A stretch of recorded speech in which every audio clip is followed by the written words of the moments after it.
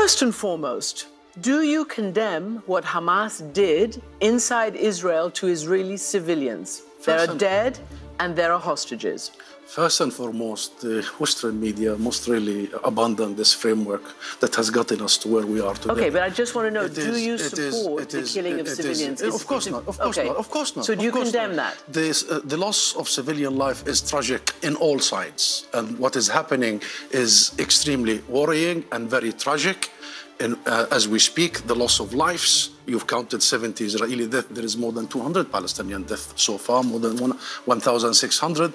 Entire residential compounds are being wiped out. This is a war crime committed by Israel. What is more tragic, or equally tragic, is the blindness and the deafness of the world and the international community for so many years, of the warnings we have been saying that this was coming. Israel knew that this was coming their way.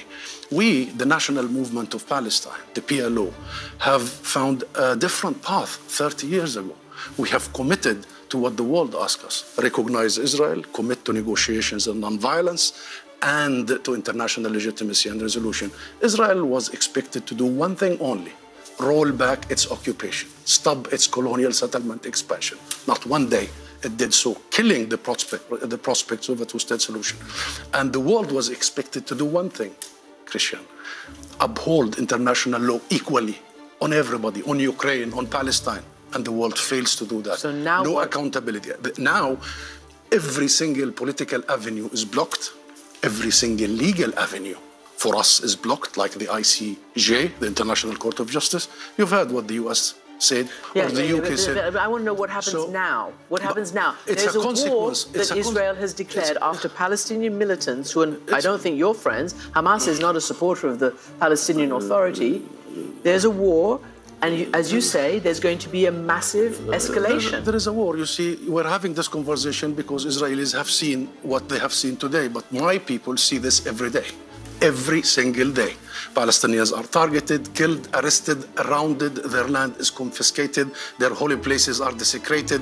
Not only Muslims, but Christians. You have been following what is happening in the Al-Aqsa Mosque and in our Christian churches, the spitting on Christian worshippers. Our people have been seeing apartheid being enforced on them over the last years, and the land is being taken, and the hope for a political solution that will fulfill their rights dissipating. And therefore, this is what we need to discuss. Fine. Yeah, I know. But I mean, as you know, neither the Israeli political spectrum nor the United States nor anybody, it's like the Palestinian issue doesn't exist anymore. The two-state solution the diplomacy is on deep freeze. Can I first ask you, though, before we get to there, what triggered this attack? It's on a certain date. It's 50 years to the date just about. Before, 50 years ago it was October 6th, Yom Kippur. Egypt, Syria launched a surprise attack on Israel. What do you think triggered this? And it was a very sophisticated Hamas attack. I don't know. I really, really don't know. What I know is that it was a matter of when, not if. We've been shouting every day, don't leave a vacuum. Don't unheed what we are saying.